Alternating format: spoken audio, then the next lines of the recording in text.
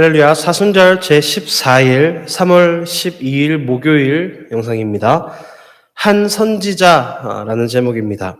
구약성경 신명기 18장 15절에서 22절까지의 말씀입니다. 신약성경은 사도행전 3장 19절에서 26절까지의 말씀입니다.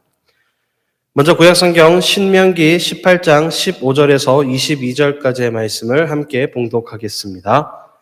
내 하나님 여호와께서 너희 가운데 내 형제 중에서 너를 위하여 나와 같은 선지자 하나를 일으키시리니 너희는 그의 말을 들을지니라. 이것이 곧 네가 총회의 날에 호렙산에서 내 하나님 여호와께 구한 것이라. 곧 내가 말하기를 내가 다시는 내 하나님 여호와의 음성을 듣지 않게 하시고 다시는 이 큰 불을 보지 않게 하소서. 두렵건대 내가 죽을까 하나이다 하매 여호와께서 내게 이르시되 그들의 말이 옳도다. 내가 그들의 형제 중에서 너와 같은 선지자 하나를 그들을 위하여 일으키고 내 말을 그 입에 두리니 내가 그에게 명령하는 것을 그가 무리에게 다 말하리라. 누구든지 내 이름으로 전하는 내 말을 듣지 아니하는 자는 내게 벌을 받을 것이요. 만일 어떤 선지자가 내가 전하라고 명령하지 아니한 말을 제 마음대로 내 이름으로 전하든지 다른 신들의 이름으로 말하면 그 선지자는 죽임을 당하리라 하셨느니라. 네가 마음속으로 이르기를 그 말이 여호와께서 이르신 말씀인지 우리가 어떻게 알리요 하리라. 만일 선지자가 있어 여호와의 이름으로 말한 일에 증언이 없고 성취함도 없으면 이는 여호와께서 말씀하신 것이 아니요 그 선지자가 제 마음대로 한 말이니 너는 그를 두려워하지 말지니라. 신약성경 사도행전 3장 19절에서 26절까지의 말씀입니다. 함께 봉독하겠습니다. 그러므로 너희가 회개하고 돌이켜 너희 죄 없이 함을 받으라. 이같이 하면 새롭게 되는 날이 주 앞으로부터 이를 것이요. 또 주께서 너희를 위하여 예정하신 그리스도 곧 예수를 보내시리니 하나님이 영원전부터 거룩한 선지자들의 입을 통하여 말씀하신 바 만물을 회복하실 때까지는 하늘이 마땅히 그를 받아두리라. 모세가 말하되 주 하나님이 너희를 위하여 너희 형제 가운데서 나 같은 선지자 하나를 세울 것이니 너희가 무엇이든지 그의 모든 말을 들을 것이라. 누구든지 그 선지자의 말을 듣지 아니하는 자는 백성 중에서 멸망받으리라 하였고 또한 사무엘 때부터 이어 말한 모든 선지자도 이 때를 가르쳐 말하였느니라. 너희는 선지자들의 자손이요 또 하나님이 너희 조상과 더불어 세우신 언약의 자손이라. 아브라함에게 이르시기를 땅 위의 모든 족속이 너희의 씨로 말미암아 복을 받으리라 하셨으니 하나님이 그 종을 세워 복 주시려고 너희에게 먼저 보내사 너희로 하여금 돌이켜 각각 그 악함을 버리게 하셨느니라. 예수님께서 선지자 중에 하나로 오실 것에 대한 예언입니다. 예수님이 오셔서 행하신 선지자적 사역에 대해 묵상해 봅시다. 첫 번째, 자신이 깨달은 예수님의 선지자적 선포에 대한 묵상의 핵심 내용들을 간단하게 정리해 봅시다. 예수님의 선지자적인 선포에 대한 말씀이 무엇입니까? 하나님의 말씀을 온전하게 전하고 그 하나님의 말씀을 따르는 자들은 복을 받을 것이고 그 말씀을 따르지 아니하는 자는 멸망할 수밖에 없음을 오늘 성경을 통해서 우리에게 말씀하고 있습니다. 예수님의 사역이 무엇입니까? 복음 증거였습니다. 하나님의 나라를 선포하고 백성들의 회개를 촉구하는 것이었습니다. 그 말씀을 믿고 또 그 말씀에 순종한 사람은 하나님의 은혜를 받고 하나님의 자녀로서 구원받는 은혜를 누리게 되고 그 말씀을 무시하고 듣지 아니하는 자들은 지옥불에 떨어지는 형벌 가운데 있게 됩니다. 주님께서 이 땅에 오신 이유, 하나님께서 이 땅에 오신 놀라운 그 사역의 그 모습들을 우리가 다시 한번 기억하고 돌아보면서 하나님의 말씀에 온전히 그 말씀을 듣고 순종할 수 있는 삶이 되시기를 주님의 이름으로 축복합니다. 두 번째, 오늘 말씀을 묵상하면서 나를 돌아보고 예수님께서 선포하신 선지자적인 회개의 항목들을 정리해 봅시다. 우리의 말씀을 우리의 삶을 한번 돌아보시기 바랍니다. 내 삶 가운데 우리가 말씀을 통해서 때로는 그러한 경우들이 있죠. 말씀이 선포되어질 때에 그 말씀이 유난히 내 마음 가운데 찔림이 되는 경우들이 있습니다. 내 마음 가운데 유난히 내 아픈 부분들, 내가 지은 죄에 대한 연약한 부분들을 깊이 이렇게 찌르는 그런 말씀들이 있을 때가 있죠. 우리가 그런 말씀들을 들을 때 우리가 어떻게 생각하십니까? 어떻게 느끼십니까? 어떤 사람들은 반발감을 드러낼 때가 있습니다.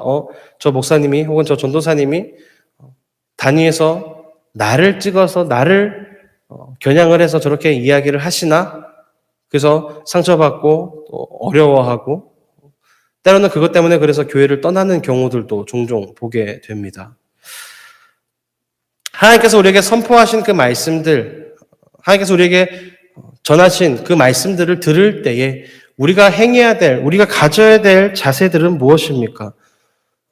그 말씀이 나에게 찔림이 된다면, 그 말씀이 나에게 어떤 양심의 가책을 느끼게 한다면 우리가 다시 한번 말씀 앞에 엎드려서 회개해야 하는 모습이 우리 가운데 있어져야 한다라는 것이죠. 말씀에 대해서 그 말씀을 온전하게 받아들이고 내 마음대로 왜곡해서 해석하는 것이 아니라 그 말씀을 그대로 받고 그 말씀을 통해서 내가 느껴지는 모든 것들을 온전하게 바로 볼 수 있어야 한다라는 것입니다. 그래서 회개의 모습들이 우리 가운데 드러날 수도 있고 때로는 감격과 감동 때문에 감사의 모습들이 우리 가운데 드러날 때도 있습니다. 그 어떠한 모습이든지 간에 중요한 것은 우리가 그 말씀 가운데 그 말씀을 내가 받아들이고 그 말씀을 어떻게 내 삶 가운데서 드러내느냐에 대한 삶의 모습들이겠죠. 건강한 성도들은 그 말씀을 받고 그것에 대해서 감격하고 감사하는 모습이든 혹은 찔림을 받고 회개하는 모습이든 말씀 앞에 엎드려져서 그 말씀만을 온전하게 바라보는 삶의 모습들이 드러나게 됩니다. 하지만 건강하지 못한 성도들은 어떻게 됩니까? 그 말씀을 받아들이지 못하고 그 말씀을 온전하게 내 것으로 만들지 못하고 내 인간적인 상처, 인간적인 감정, 내 인간적인 그런 연약함들만을 드러내면서 오히려 하나님을 원망하고 또 하나님께 불만을 털어놓는 모습들을 보이게 됩니다. 저 여러분들의 삶 가운데 정말 온전하고 건강한 회개의 모습들이 있기를 소망합니다. 하나님의 말씀 앞에 온전히 순종함으로써 그 말씀을 그대로 받아들이고 믿고 의지할 수 있는 그러한 삶이 되시기 바랍니다.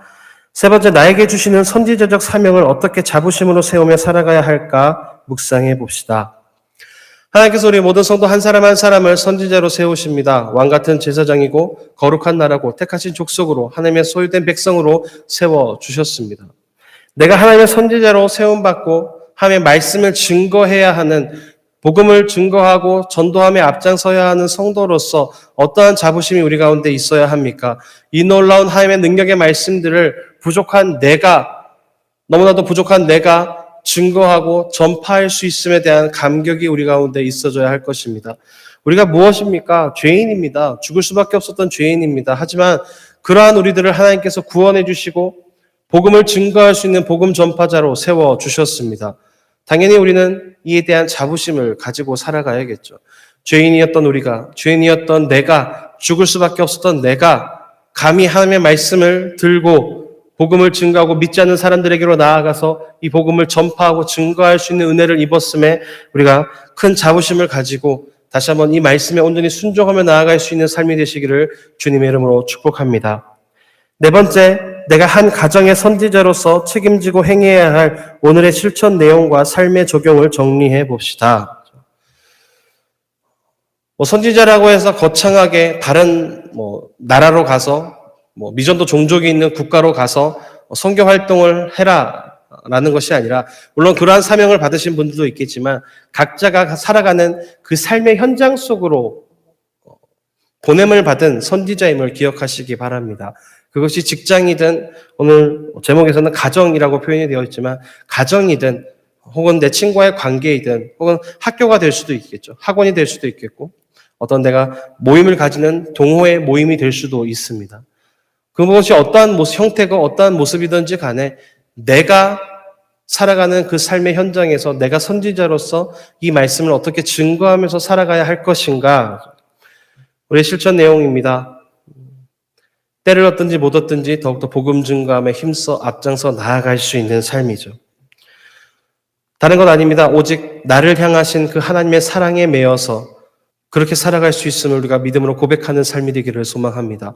내가 능력이 있어서, 내가 잘나서, 내가 똑똑해서, 내가 어떤 높은 위치에 있어서 그렇게 하는 것이 아니라 오직 하나님의 사랑, 나를 향한 그 하나님의 사랑에 매여서 내가 그렇게 주님을 증거하고 복음을 전파할 수 있는 삶이 되기를, 그래서 우리의 삶을 통해서 거룩하고 선한 영향력들이 이 포항시 가운데, 더 나아가 대한민국 땅 가운데, 또 더 나아가서 세계 열방 가운데 선포되어지고 증거되어지는 삶이 되시기를 주님의 이름으로 축복합니다. 다섯 번째, 오늘의 묵상과 함께 본문을 통해서 하나님께 드리는 나의 기도문을 정리해 봅시다. 1번부터 4번까지 오늘 말씀의 묵상의 내용들을 한번 정리해 보시면서 하나의 기도문으로 엮어서 기도함으로써 우리가 고백하고 또 선포하고 또 실천할 수 있는 그러한 삶이 되시기를 주님의 이름으로 축복합니다.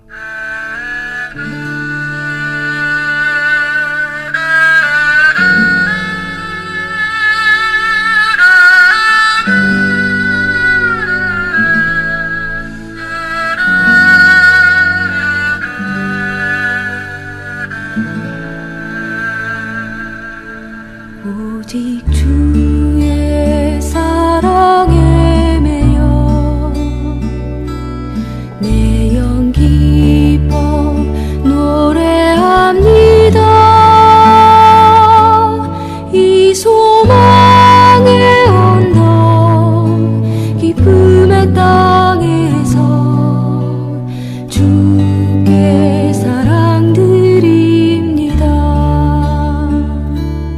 오직 주의 임재 안에 갇혀 내 영 기뻐 찬양합니다.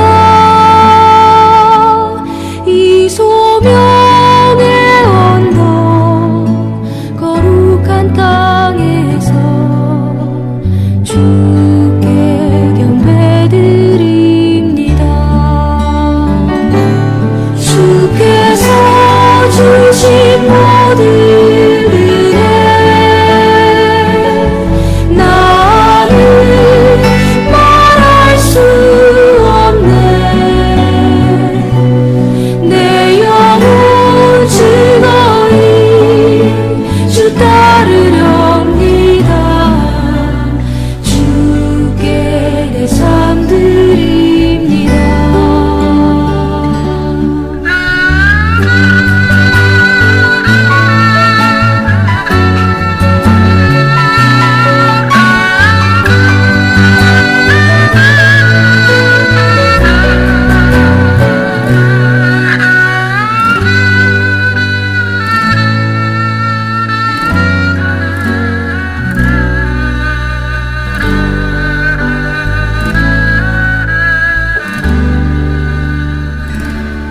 오직 주의 사랑에 매여 내 영 기뻐 노래합니다.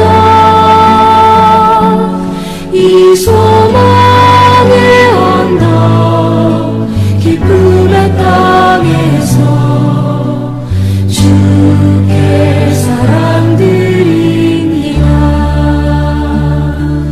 오직 주의 임재 안에 갇혀 내 영 기뻐 찬양합니다. 이 소명의 언덕 거룩한 땅에서 주께 경배드립니다. 주께서 주신 모든 은혜 나는 말할 수 없네. 내 영혼 즐거이 주 따르렵니다. 주께 내 삶 드립니다. 주께 내 삶